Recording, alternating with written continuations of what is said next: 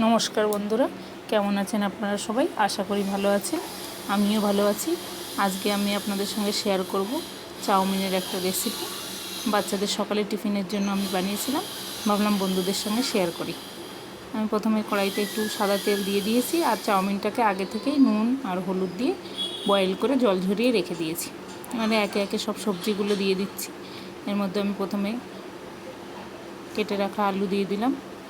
আলুটাকে একটু ভালো করে নাড়িয়ে চাড়িয়ে তারপরে এক এক করে সব সবজিগুলো এর মধ্যে দিয়ে দেবো আমি। প্রথমে আলুটাকে একটু নাড়িয়ে নিচ্ছি, তারপরে একটু বরবটি ছিল সেটাও দিয়ে দিলাম। বাচ্চাদের টিফিনের রেসিপি তো, ওরা যেহেতু ভালো সবজি খেতে চায় না, কিন্তু চাউমিনের মধ্যে যদি আমি সবজি দিই তাহলে ওরা ঠিক খেয়ে নেয়। এই জন্য আমি এর মধ্যে একটু বরবটি ছিল সেটা দিয়ে দিয়েছি।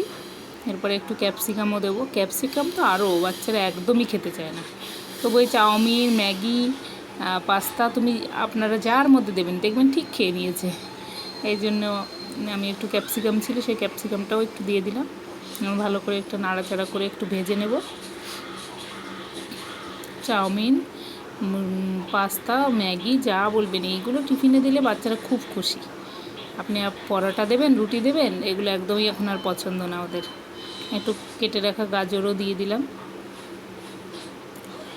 সব কিছু দিয়ে আস্তে আস্তে আমি নাড়াচাড়া করে পেঁয়াজটাও দিয়ে দিলাম একটু। এবার সব কিছু আস্তে আস্তে নাড়াচাড়া করে ভালো করে একটু ফ্রাই করে নিলাম।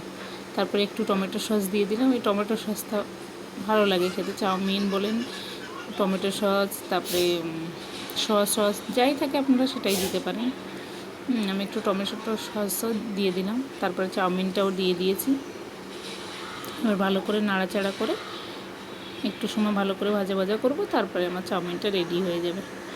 বাচ্চাদের টিফিনে গরম গরম ভরে দেবো, কিন্তু ওরা তো আর গরম খেতে পারবে না, সেই ঠান্ডা হয়ে যাবে ওরা খেতে খেতে। সকালে নিয়ে যাবে, 7:30টার সময় স্কুলে টিফিনে বেরোবে, সেই 10:30-10টার পরে টিফিন। ঠিক আছে, আমার চাউমিনটা রেডি।